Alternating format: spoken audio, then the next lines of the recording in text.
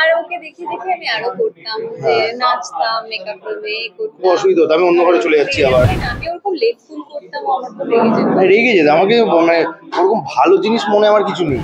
হ্যাঁ, kind of, মানে এটার থেকে নয়, ঠিক এটার পরে আমার আমাদের কোনোদিনই কোনো কিছু মানে সেটে খুবই আমি আলাদা ছিলাম, এবং সেখানে অল্প একটু ঝগড়াঝাটি হতোই আর কি। কারণ ও খুব হ্যাপি গো লাকি, আমি আবার একটু বেশি বোরখা টাইপের ব্যাপার স্যাপার করতে চাই আর কি, এরকম ধরনের চরিত্র করে, সেটা ও আমার খুব একটা পছন্দের নয় আর কি। কেন একজন অভিনেতা সুইচ অন সুইচ অফ তো হওয়ার কথা, আমার আবার সেইটা খুব একটা নেই আর কি, সুইচ অন সুইচ অফ।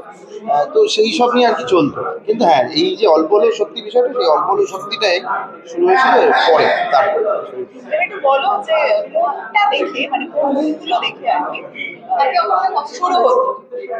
প্রথমে তো শুনলাম যে একটুখানি লয়াল বিষয়টা না, প্রথমে ভালোভাবে কথা হয়েছিল যখন ছবিটা বেসিক্যালি বেরিয়ে গেছিল, এবং তারপরে আমি ওকে ফোন করেছিলাম, এবং ফোন করে আমি বলেছিলাম অসাধারণ অভিনয় করেছে, মানে সেটা এখন দেখতে পাই প্রেজেন্ট টেন্সে।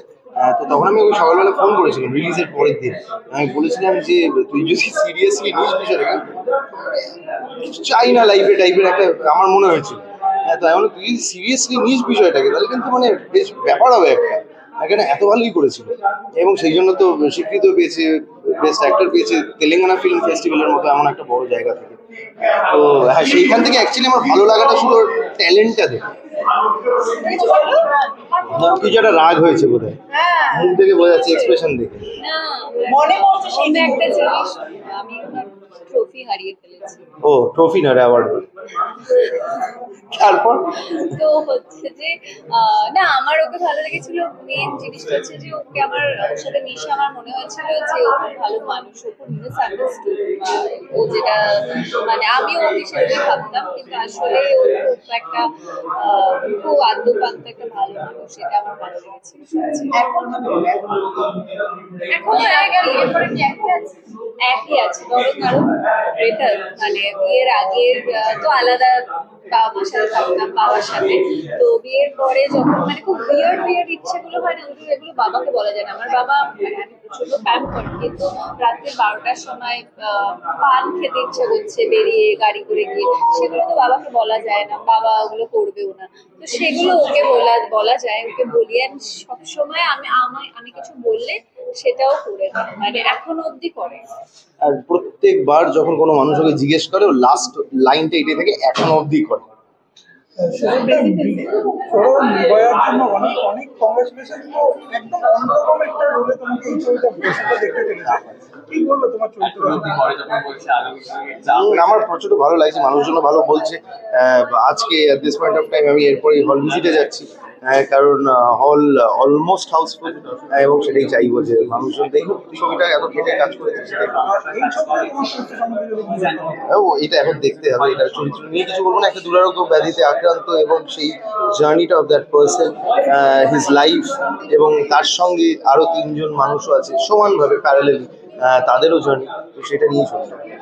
তোমার দর্শনার্থী স্ক্রিন কেমিস্ট্রিটা কতটা সেই সময় দাঁড়িয়ে অন স্ক্রিনে দর্শকরা আজকে দেখতে পাবে? তখন তো মানে যখনই আমাদেরকে অনস্ক্রিন দেখা যায়, সেই চরিত্র হিসেবেই দেখা যায়। সেখানে হঠাৎ করে সৌরভ দর্শন হয়ে গেলে তো আমি খারাপ অভিনেতা, তো সেইটা হবে না। ইমোশনাল একটা জার্নি রয়েছে, যেটা দেখতে চরিত্রের ক্ষেত্রে অনেকগুলো ইমোশনাল শেষের দিকটা। সেই মুহূর্তটা একটু বলো, যে এখন যখন আবার দেখছিলে, ওয়ার্ল্ড প্রিমিয়ার হতে চলেছে,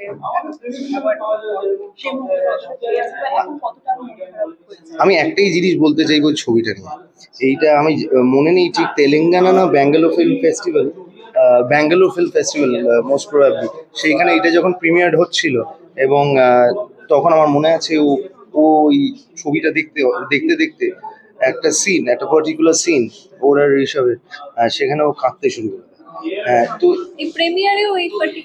সিনটাতে, so for a performer I feel, যে মানুষটা যেটা ক্রিয়েট করেছে, এবং তারপর হয়তো অনেকবার দেখেছে, তারপরেও যখন ওইটা গিয়ে তোমার এখানে পৌঁছচ্ছে বা ছুটছে, এবং সেইখানে যারা যারা দেখছিলেন সবাই দেবার মানে প্রচন্ড মানে appreciative about the whole film.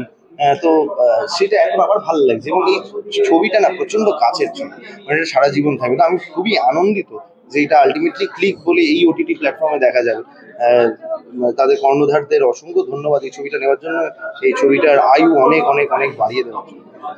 শেষ করবো, শেষে একটাই প্রশ্ন হচ্ছে যে ওই মুহূর্তে যেটা একরকম সবচেয়ে বেশি মনে রয়েছে, মানে শুটিং, একটা অশ্লীল শুটিং এর মধ্যে মজা অনেক রকম ছিল, একটা ফাঁস হলো আর কি, বলো আমার কোনটা পছন্দ ছিল, এখনো মনে রয়েছে? শুটিং চলাকালীন আমি ওরকম লেট ফুল করতাম, আমার খুব লেগে যেত। রেগে যেত আমাকে, মানে ওরকম ভালো জিনিস মনে আমার কিছু নেই, কারণ ও খুব লেটফুল করতে আর আমার সেটাই অসুবিধা হতো, কারণ আমি চরিত্রের মধ্যে থাকতে পছন্দ করি, ডিস্টার্ব করলে আমার রেগে যায়। আর ওকে দেখে দেখে আমি আরো করতাম, যে নাচতাম, মেকআপ করবে, খুব করতাম। অসুবিধা হতো, আমি অন্য ঘরে চলে যাচ্ছি, আবার আমি অন্য ঘরে চলে যাচ্ছি হাতে মিউজিক সিস্টেমটা নিয়ে, যেটা সবসময় চলতে থাকতো। তো এই জিনিসগুলোই মনে আছে আর কি, এছাড়া ভালো কিছু মনে নেই। হ্যাঁ, তারপরে ভালোটা শুরু। বিনোদন জগতের সব খবরাখবর সবার আগে পেতে সাবস্ক্রাইব করুন বিনোদন চিত্র ইউটিউব চ্যানেল আর পাশে থাকা বেল বাটনটি ক্লিক করতে ভুলবেন না।